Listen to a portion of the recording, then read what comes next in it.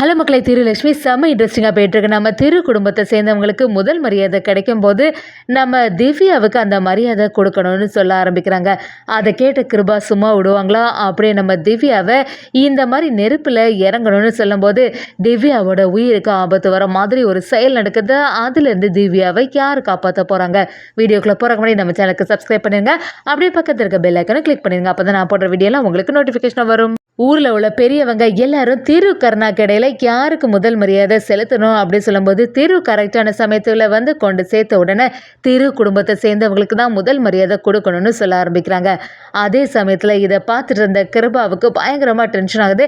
கருணாவும் கொஞ்ச நேரத்தில் வந்துட்டான்ல, ஏன் திரு குடும்பத்தை சேர்ந்தவங்களுக்கு கொடுக்கணும்னு சொல்லிட்டு பிரச்சனை பண்ண ஆரம்பிக்கும் போது என்னதான் இருந்தாலும் இதுக்கு முன்னாடி சொன்னபடியே திரு வந்து கருணாவிட கொஞ்சம் நேரத்துக்கு முன்னாடி வந்தனால திரு குடும்பத்தை சேர்ந்தவங்களுக்கு தான் முதல் மரியாதை கிடைக்கணும்னு சொல்ல ஆரம்பிக்கிறாங்க.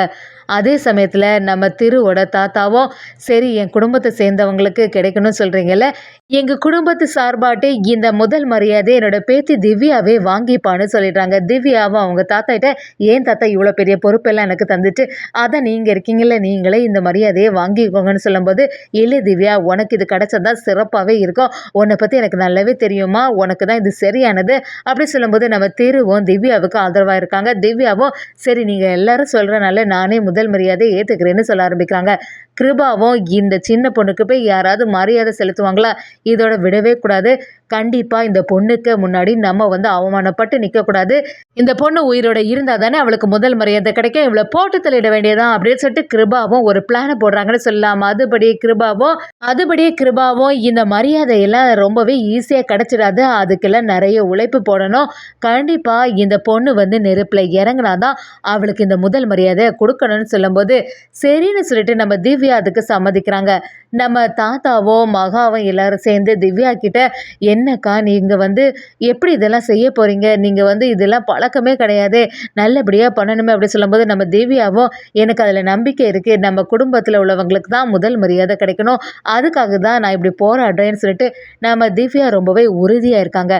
இன்னொரு சைடு பார்த்தீங்கன்னா நம்ம கிருபாவை கருணா கிட்ட வந்து டே கருணா, என்ன இப்படி ஆயிடுச்சு, எப்படியாவது யாருக்கு முன்னாடியுமே நான் தலை குனிஞ்சு நின்னதில்லை, முறையா அதுவும் இந்த பொண்ணுக்கு முன்னாடி நம்ம தோத்துறவே கூடாது அப்படி சொல்லிட்டு யோசிக்கும் போது நம்ம கருணாவோ நீங்கள் சொல்கிறது சரியாக தான் இருக்குன்னா அதுக்கு இப்போ என்ன செய்யணும் அப்படி சொல்லும்போது நம்ம கிருபாவோ அந்த பொண்ணோட உயிருக்கு ஆபத்து வர மாதிரி ஒரு செயலை செய்திட வேண்டியதான்னு சொல்லிட்டு ஒரு திட்டத்தை போடுறாங்கன்னு சொல்லலாம்.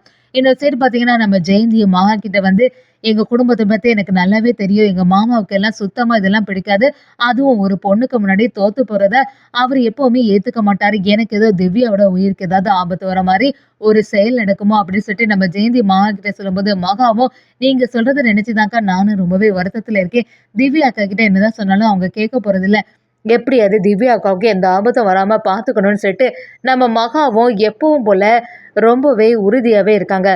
அதே சமயத்தில் நம்ம கவிதாவும் எது நடந்தாலுமே நமக்கு நல்லது தான், எப்படியாவது இந்த திருவை வந்து பழி வாங்கி ஆனோம், திருவுக்கு மட்டும் ஏதாவது ஆபத்து வந்துச்சுன்னா அதுக்கப்புறம் ஈஸியாகிட்டு இந்த குடும்பத்தில் உள்ள சொத்து எல்லாமே நம்ம கைக்கு வந்துடும்னு சொல்லிட்டு கவிதாவும் நம்ம கௌதமும் சேர்ந்து அடுத்த திட்டத்தை போட ஆரம்பிக்கிறாங்க. இந்த சைடு பார்த்தீங்கன்னா நம்ம கிருபாவும் ஒரு ஆளுக்கிட்ட சொல்லி நான் சொன்ன மாதிரியே செய்துடு, எப்படியுமே அவள் நெருப்பில் இறங்குறதுக்கு முன்னாடி அவள் கொஞ்சம் தீர்த்த தண்ணி குடிப்பால, அதில் ஏதாவது ஒன்று கலந்து விட்டுரு, அந்த சமயத்தில் அவனால் அதில் நடந்து இன்னொரு பக்கம் வர முடியாது, அதுலேயே மயங்கி விழுந்துருவா, அதோட மண்ணாயிடுவா, அதுக்கப்புறமா இந்த மரியாதையை யாருக்கு கிடைக்க போகுது, இதில் நான் தான் ஜெயிக்க போகிறேன்னு சொல்லிட்டு கிருபாவும் அதுக்கான ஒரு ஆளை அரேஞ்ச் பண்ணி வைக்கிறாங்க. நம்ம திவ்யாவும் நெருப்பில் இறங்கிறதுக்காக தயாராகும்போது குடும்பத்தில் உள்ளவங்க எல்லாருமே நம்ம திவ்யா கிட்ட நீ எதையும் நினச்சி கவலைப்படாத, எப்போவுமே நாங்கள் உனக்கு துணையாகவே இருப்போம்னு சொல்லிட்டு நம்ம தாத்தாவும் திருவும் திவ்யாவுக்கு நம்பிக்கை கொடுக்குறாங்க. இன்னொரு சைடு பார்த்தீங்கன்னா மகாவும் ஏன் தான் என்னோட அக்காவை எப்படி சோதனை கொடுக்குறீங்களோ தெரிய மாட்டேங்குது, கடவுளே என்னோட அக்காவுக்கு துணையாக இருங்கன்னு சொல்லிட்டு நம்ம மகாவும் நல்லூரம்மா எப்போவுமே என்னோட திவ்யா அக்காவுக்கு துணையாக இருங்கன்னு சொல்லிட்டு வேண்டுதலை ஆரம்பிக்கிறாங்க.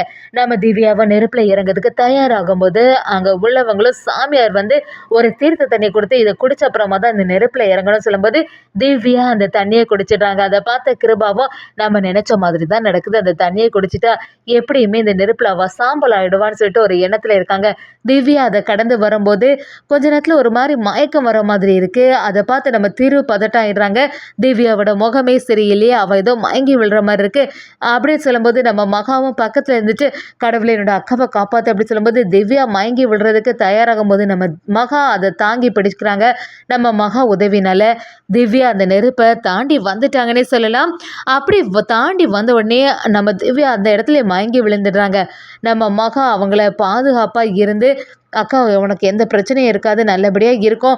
அவங்கள எப்படியாவது காப்பாத்தணும்னு சொல்லிட்டு இருக்கும்போது, நம்ம திருவும் திவ்யா கிட்ட, "திவ்யா உனக்கு எதுவுமே ஆகாது. உனக்கு எப்படியாவது காப்பாத்திடலாம்னு" சொல்லிட்டு திவ்யாவ அப்படியே ஹாஸ்பிட்டல்ல சேர்க்குறாங்கன்னு சொல்லலாம். ஒரு கட்டத்துல திவ்யாவோட உயிருக்கு எந்த ஆபத்தும் இருக்க மாட்டேங்குது. மகா நம்ம திவ்யாவ காப்பாத்திட்டாங்கன்னே சொல்லலாம். நம்ம திவ்யாவோட தாத்தா எப்படியாவது திவ்யாவுக்கு தான் முதல் மரியாதை கிடைக்கணும்னு சொல்லிட்டு யோசிக்கும்போது, நம்ம திவ்யா இனி என்ன முடிவு எடுக்க போறாங்க? அதே சமயத்துல நம்ம திருவோட குடும்பத்த சேர்ந்தவங்களுக்கு தான் முதல் மரியாதை கிடைக்க போகுதுன்னே சொல்லலாம்.